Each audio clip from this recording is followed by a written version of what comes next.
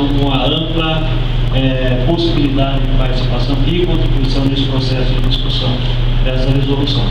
E aí, então, para darmos andamento, o Patrick vai fazer, então, uma apresentação. O Patrick, para quem não conhece, da Agência Nacional de Águas, é o adjunto de regulação do setor. Muito obrigado, Moretti. Falou aqui como representante do DAE e como representante dos ONPs PCJ. Bom, em primeiro lugar, quero agradecer a presença de todos que estiveram aqui hoje. Eu sei que é um período difícil, as vésperas do Natal, né? Mas aqui na bacia o pessoal comparece às reuniões. Eu lembro da discussão de segurança paulista, né?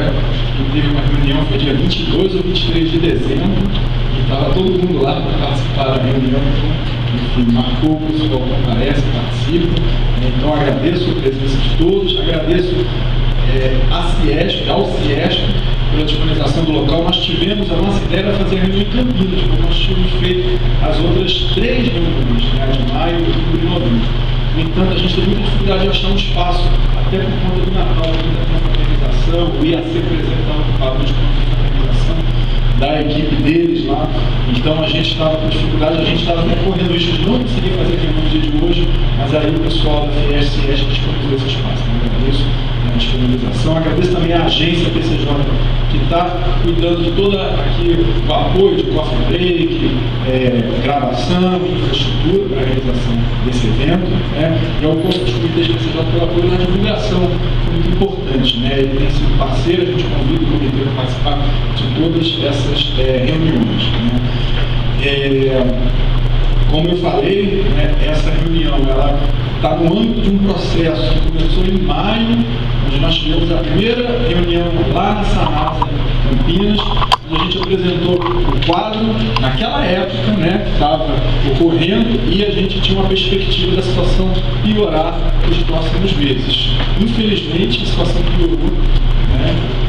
A previsão se concretizou, e aí, diante do agravamento, né, da situação, nós verificamos que seria necessário implementar algumas medidas, entre elas uma medida de restrição de uso, que não é a primeira vez que está sendo implementada, uma medida que já é implementada em outros locais do país, né, especialmente no Nordeste, que passa por problemas de estiagem recorrentes hoje, com regras como essa que no Nordeste. E aí viemos fazer uma reunião com os usuários para apresentar uma proposta de regras de restrição de uso.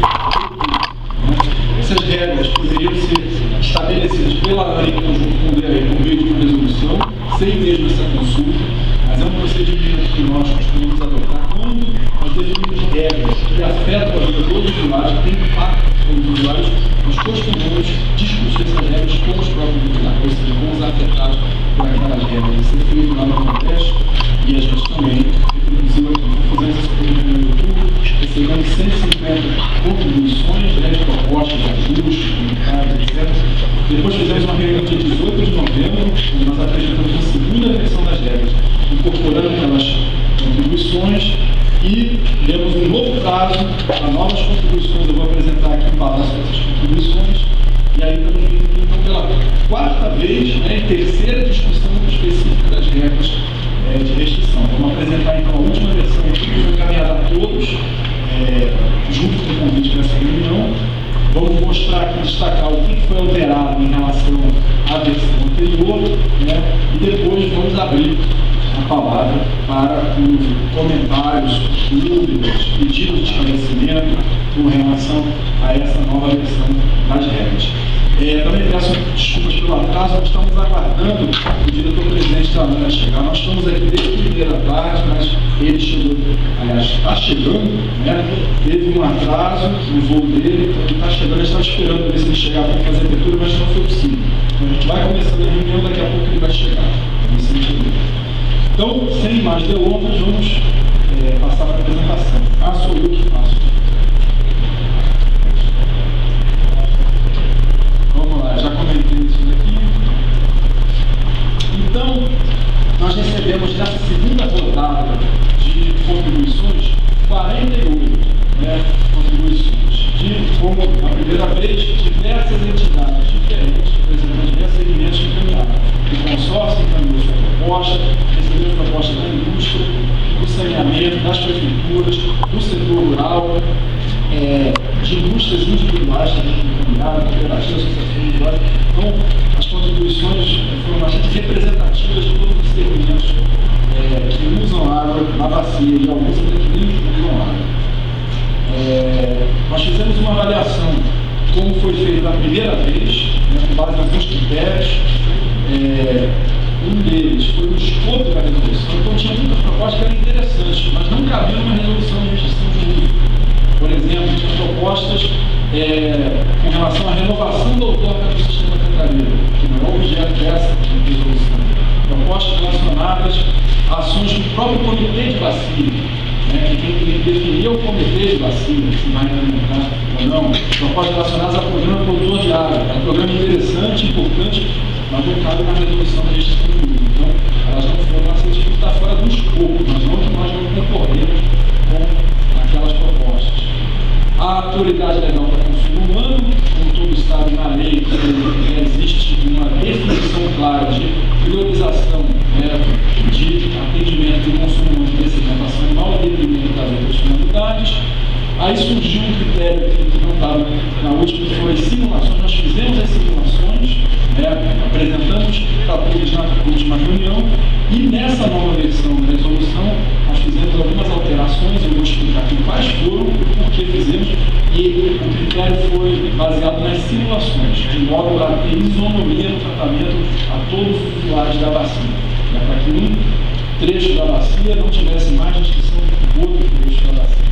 E a pertinência, obviamente, das contribuições que estão pertinentes ou não. Então, dito isso, das 48 foram acatadas 12, integralmente ou parcialmente, e não foram acatadas 36 contribuições. Eu dou um destaque aqui: dessas 36 tem 15 de uma pessoa só, que é um indivíduo. Não é uma instituição, uma entidade, é uma pessoa física que mandou, é um japonês. Massal, tá aí o Massal, gente, Massal, ó, o Vicente acabou de chegar. Não, Vicente, você quer falar? O Massal, tá aí o Massal? Não, o Massal, ele mandou só ele 15 contribuições, pertinentes, mas fora do escopo, como eu falei. Tem questões de produtor de água, da bolha dele, são interessantes, mas não cabe numa resolução de restrição de uso. Que às vezes você vê 30 e você fala, mas tem muita contribuição que não foi feita. Só foram 15. E como eu falei, nem todas dentro do escopo. Então foram esses os critérios, e com base então nessa avaliação, nós produzimos uma nova, ou alteramos a resolução, a proposta de regra de restrição de uso. Isso foi feito em conjunto, ANA e BAE, para a resolução aqui em São Paulo, e ANA e GAN, para a resolução de Minas Gerais. E procuramos, como eu já venho falando, homogeneizar as duas resoluções, para que os usuários da mesma bacia não tenham regras diferentes. Então, o que a gente mexeu na São Paulo, a gente mexeu também em Minas, e vice-versa. Para que as regras sejam as mesmas, claro, respeitadas as peculiaridades de cada trecho, mas as regras sejam as mesmas. Bom, com relação à abrangência e aplicação da resolução, não houve modificação em relação à versão anterior. Então, não vou entrar aqui em detalhes, a abrangência, os rios, ou os trechos da bacia PCJ que estão submetidos a essa resolução, quando ele em vigor, o critério de armazenamento do também não mudou. E a questão do ato declaratório do DAE, foi mantido o prazo, inicialmente o prazo para quem estava no âmbito do ato declaratório vencia no início do ano, em março, quando a gente publicou a resolução suspeita de novas outorgas. Na primeira reunião foi pedido pelo setor rural, nós estendemos esse prazo até a data de publicação da resolução.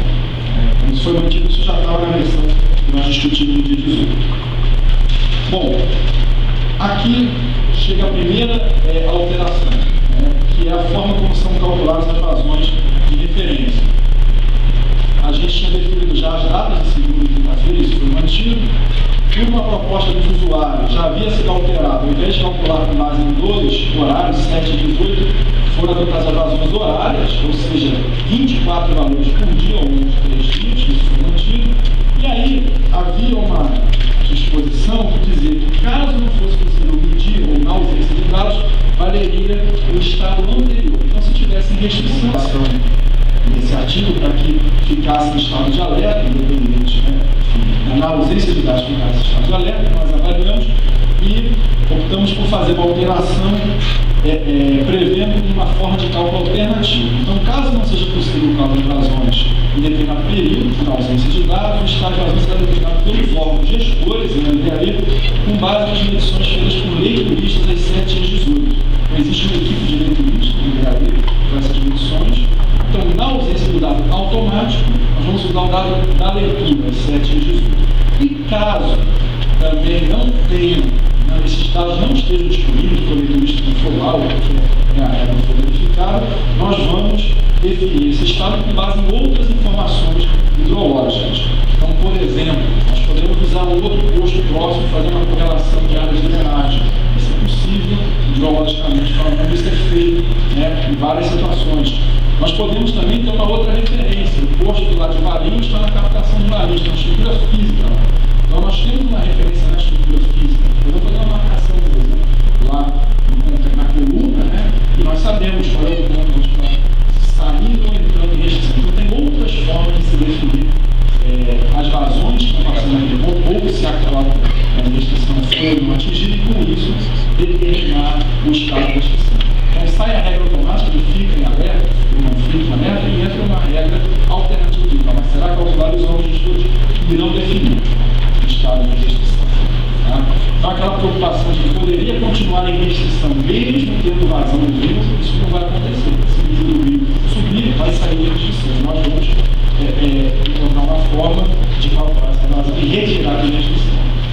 Bom, na questão da passagem do estado de alerta para o estado de restrição, a partir das 0 horas do dia seguinte também foi uma proposta da indústria da Replan, na última reunião já foi acatada, então com relação a essa não houve mudança. Só relembrando que se na segunda-feira o cálculo indicar que deve mudar o estado, ele só vale a partir de terça-feira, às 0 horas. Enquanto que a saída do estado de restrição é imediata. Se na segunda-feira fizer o cálculo e perceber que a vazão subiu, e aí é possível sair do estado de restrição, imediatamente sai. Você espera até o dia seguinte para sair. Então isso já estava na última versão. Bom, com relação às restrições de uso, o estado de alerta não teve mudança, e os percentuais, as percentuais de restrição de 20% para abastecimento e 30% para indústria e irrigação, nesse artigo nós identificamos que era possível fazer um aperfeiçoamento aqui do texto, porque vocês lembram que na regra anterior estava que era possível ele fazer a redução do volume diário ou interromper a captação durante um determinado período do dia, mas que para ele fazer a redução ele teria que ter equipamento de medição, não é verdade? Então, esses usuários aqui que vão ter a redução, eles têm necessariamente equipamento de medição. Então nós temos como verificar em qual horário que ele fez a redução. Então, para esse caso, tanto faz ele fazer a diminuição ao longo de todo o dia ou fazer a paralisação no horário, não faz diferença, porque ele tem equipamento de medição, nós vamos verificar pelo equipamento de medição se ele fez ou não. Então não era necessário estabelecer essa opção aqui de paralisação durante algumas horas. Ela ficou para aqueles usuários que não têm equipamento de medição. Eu vou mostrar na sequência, tem outro artigo que estabelece isso. Então, a divisão está, quem tem equipamento de medição vai fazer a redução em 20%, pode ser ao longo de todo o dia ou determinado horário, fica a critério do usuário, que é importante reduzir 20% ao longo do dia. E quem não tem equipamento de medição, aí sim a gente colocou a regra horária. E se não tem equipamento de medição, não tem como a gente verificar que ele teve a redução de 20% ou 30%. Aí é necessário que ele faça a paralisação durante determinado horário. Então, a gente reescreveu o artigo, retirando isso, colocando só para aqueles que não têm medição. Então, permaneceram os percentuais de 20% e 30%, isso não houve alteração. Aqui também teve um aperfeiçoamento que nós tínhamos colocado aqui, exceto aquicultura, por aquicultura sem uso, que na grande maioria dos casos não é um uso consultivo, mas pode ser que haja outros usos não consultivos. Então, nós decidimos colocar um texto mais abrangente da parte todos os casos não são consultivos, e também pode ser que tenha agricultura consultiva. Então, se tiver um caso de agricultura consultiva, ela não se enquadra. Então, nós melhoramos a legislação para deixar mais clara essa excepcionalidade. Tá? Com relação ao monitoramento, como eu falei, os usuários acima de 10 dias por segundo precisam medir as vazões, monitorar e manter disponíveis esses registros, isso não mudou, e o que nós mudamos foi que aqueles abaixo de 10 dias por segundo, ou seja, são os que não precisam medir vazão e monitorar, né?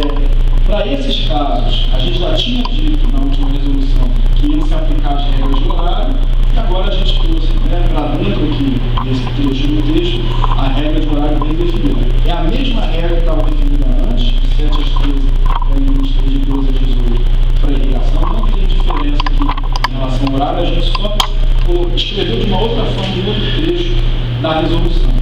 E aí, uma pessoa mais atenta vai falar, olha, mas e o abastecimento? Não tem aqui o horário.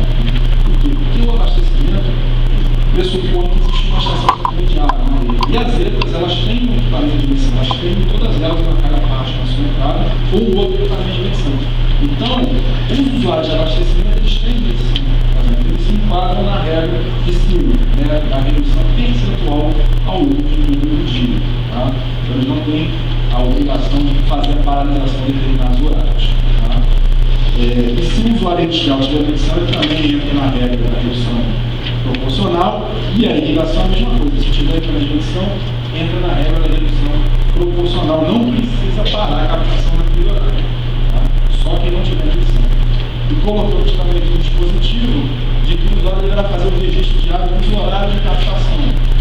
Não é medição de vazão. Você registrar, você pode pegar uma folha de papel e anotar. No dia 1º, eu captei das 8 até as 10. No dia 2, eu captei de 9 até as 11, assim por diante. Só que para quando o servidor lá no UBS for verificar se é na regra, você tem que fazer a verificação. Você pode solicitar especificamente esse registro. Ele está falando. Tá? Bom, com relação às áreas de abrangência, nós, durante a avaliação das contribuições e discussões internas, porque com esse processo de avaliação, recebe contribuição, avalia a contribuição, nós também vamos perceber algumas coisas que podem ser aperfeiçoadas na resolução. Né? E aí, nós percebemos que os usuários que estavam a montante do sistema cantareiro, em território paulista, estavam submetidos às mesmas regras dos usuários dos mas, na prática, eles estão em regiões hidrológicas diferentes. Porque quem está jusante do sistema cantareiro depende das vazões liberadas do sistema cantareiro, das vazões efluentes do sistema cantareiro. Quem está no montante, não. Quem está no montante do sistema cantareiro só depende das vazões afluentes ao sistema cantareiro. Né? Não depende da vazão liberada. Então, são situações hidrológicas diferentes. A gente pode estar tendo um problema montante e não está tendo um problema jusante. Ou pode, ao contrário, ter um problema jusante e não está tendo montante. Então, nesse sentido, nós restringimos, por exemplo, os usuários de montante. Se não tivesse nenhum problema montante, né? Mas por um problema jusante, está restringindo eles. O contrário também poderia estar restrito, não está restringindo os usuários jusantes e está restringindo os montantes.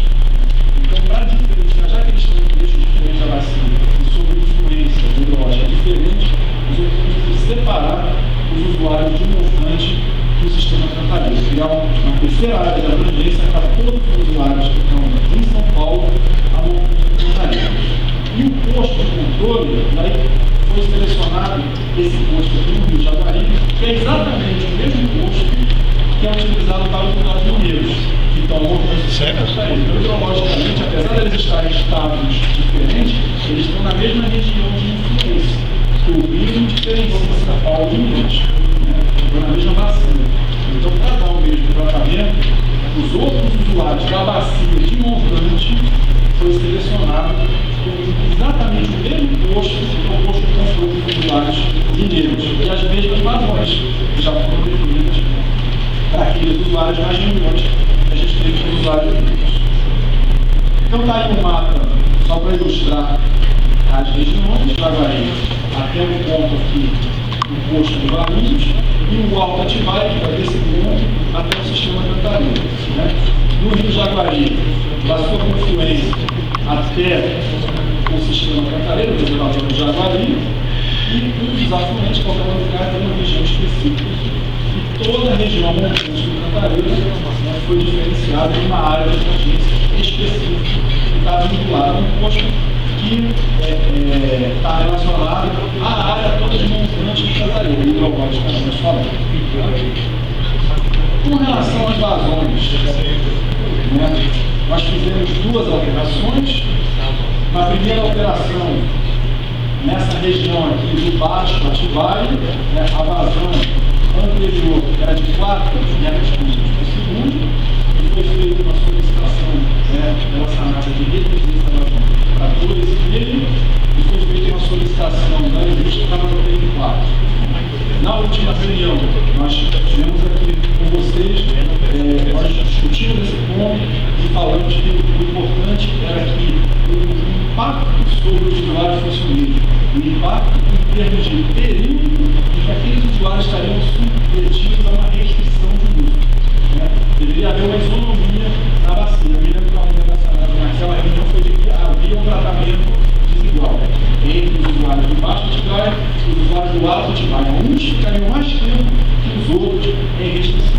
Então, para poder definir uma vazão que equilibrasse isso, nós fizemos simulações, eu vou mostrar aqui na sequência, para ver vários cenários de vazão do grosso, 2,5, 3, para ver qual seria o valor de vazão que equilibraria o impacto, para que os usuários do Baixo Atibaia tivessem exatamente o mesmo impacto que os usuários do Alto Atibaia. E a vazão que levou a esse equilíbrio foi a vazão de 3,5. Então foi com base nisso que foi definida essa vazão de 3,5. Vou mostrar depois as simulações. O mesmo raciocínio se aplicou aqui ao Jaguari. Foi feita também uma proposta pela Santer, que é uma indústria da região, e pela Prefeitura de Jaguariúna. Foi feita uma proposta de redução dessa vazão para equilibrar os impactos, justamente na mesma lógica. Então fizemos também simulações do Jaguari, comparando com as outras áreas, para que chegássemos ao mesmo período de tempo de impacto, e aí verificamos que a vazão de 2 era aquela que daria o valor mais próximo de 2. Nesse caso não foi exatamente igual, ficou mais próximo. Tá? As outras vazões permaneceram como estavam, não teve modificação. E agora eu vou mostrar então as simulações. Essas simulações elas foram feitas pela equipe da sala de situação, e a equipe que vai fazer a conta do estado de vazão vai disponibilizar a informação de quem entrou no estado de alerta e de restrição, que é a metodologia que vai ser usada para calcular qual é a resolução de dano em vigor. E aí eu começo mostrando aqui a região do Alto Atibaia. Nós temos aqui nesse eixo a vazão, essa linha azul representa a média de 3 dias da vazão. Como vocês se lembram, não é a vazão em um determinado momento, é a média de 3 dias com medidas a cada hora. Então são 24 vezes 3, 72 medidas, você tira a média, e se aquela média estiver abaixo do limite de alerta ou de restrição, aí é declarado o estado. Então, esse gráfico aqui é a média móvel de 3 dias da vazão desse posto. E aí a gente coloca em amarelo os estados de alerta e em vermelho os estados de restrição. Então significa que se a regra estivesse em vigor esse ano, de junho até novembro, nós teríamos tido esses períodos de alerta e restrição. Por que junho? Porque junho foi dessa data aqui, foi a data que o sistema Cantareira chegou a 5% de armazenamento, que é a primeira regra da nossa resolução. E a partir daqui, a cada mês que estivesse abaixo de 5 entrava em alerta e abaixo de 4 entrava em restrições. E aqui embaixo nós colocamos o número de dias. Então são 48 dias em alerta e 47 dias em restrição. Vou pedir para vocês guardarem esse número aqui. 47 é o Alto Atibaia, com a regra que está proposta, teria ficado ao longo desse ano 47 dias em restrição. Tá? Ao longo desse ano de julho até novembro. Tá? 47 dias. Vamos lá. Agora, Baixo Atibaia, com a regra ou com a vazão anterior, alerta 5, restrição 4. Então a gente vê aqui os períodos, nós teríamos 60 dias de alerta e 58 dias de restrição. E aí a gente percebe que tem um período maior, de fato, de restrição do baixo Atibaia em relação ao alto Atibaia. Né? E aí não atendendo aquela premissa de equilíbrio dos impactos. Então, como eu falei, fizemos várias simulações e chegamos então nessa vazão de 3,5 aqui, que leva a um período de 46 dias de restrição. Lembra que eu mostrei no Alto Atibaia 47 dias, no Baixo Atibaia 46 dias. Então está praticamente igual, né? O período está praticamente igual, né? 46 para 47, no período de quase 6 meses, está igual. E outra coisa que eu chamo a atenção de vocês é que os períodos em que ocorrem as restrições também são muito semelhantes. Vou voltar rápido aqui para baixo. Presta atenção nos períodos em que nós estamos em vermelho. Eu vou voltar para baixo aqui, claro. Repara como os períodos são muito parecidos. Né? Por quê? Porque nós estamos no mesmo rio, o rio Atibaia. Né? Quando não chove no trecho do rio, isso afeta o outro trecho do rio também. Né? Por conta disso, os períodos são muito próximos, com uma diferença para as datas de início aqui, por conta da diferença de trânsito da vazão. Então, enquanto o trecho da Alto Atibaia entra em restrição num dia, o trecho de baixo fica um pouquinho depois, 2 dias depois. Mas aí depois o Alto Atibaia sai da restrição e o baixo fica mais 3 dias. Então o período é o mesmo. Você fica 3 dias, ambos ficam 3 dias, só que um começa um pouquinho antes, né, termina antes, um começa um pouquinho depois e termina depois. Mas os períodos são muito semelhantes. De forma que a premissa que nós tínhamos colocado de ter impactos equivalentes foi atendida, né, essa vazão. O Camanducaia, essa vazão que já estava na última versão, né? 50 dias também está muito próximo, está de 7 dias. Essa não houve alteração. E o Jaguari, na última versão, a vazão era de 3. Mesmo sem olhar o número, você já percebe só pela cor do gráfico, os trechos em vermelho, né, estão maiores do que nos outros postos. Aí você olha, no número de dias 94, é quase o dobro do número. Né? Na última reunião, eu havia comentado que esse posto, né, teve alguns problemas de medição de vazão, o pessoal da salinização refez os cálculos, com as novas curvas-chave ajustadas e continuou essa diferença, né, de período maior em relação aos outros. Então, por conta disso, enquanto os pedidos também sugestões do usuário, nós fizemos a mesma conta, pelo mesmo processo, fomos simulando várias vazões para ver qual que equilibraria, né? E chegamos nessa vazão de 2 aqui, que deu 38 dias, até um pouquinho menos que o outro, mas aí tem muita sensibilidade. Se a gente subisse mais um pouco aquela vazão, já ia para 60 dias, aí já ficava um impacto maior do que os outros. Então, para manter a vazão de 2 e 38 dias, que está mais ou menos equivalente com os outros trechos. Então, tem uma tabela que resume essas contas, né, os diversos postos, né, com as suas áreas, e os períodos aqui do tempo que haveria restrição. Então, por exemplo, o Alto Atibaia, com a vazão original de 4, aliás, com a vazão de 4, né, são 27%, o Baixo Atibaia, com a vazão original de 4, ficaria 33% do tempo, com a modificação para 3,5%, 26,6%. Né, 47 e 46. Né? O Camanducaia, 28,9%, esse não teve alteração. O Jaguari, 54%, já tinha desequilíbrio. Isso foi corrigido com a mudança para a vazão de 2 aqui, 22%. Então, aqui, só um resumo da versão final das vazões. Vocês veem que os impactos são 27, 26,6, 28,9 e 22. Então, estão muito próximos. Então, aquela premissa que a gente tinha colocado de equilíbrio dos impactos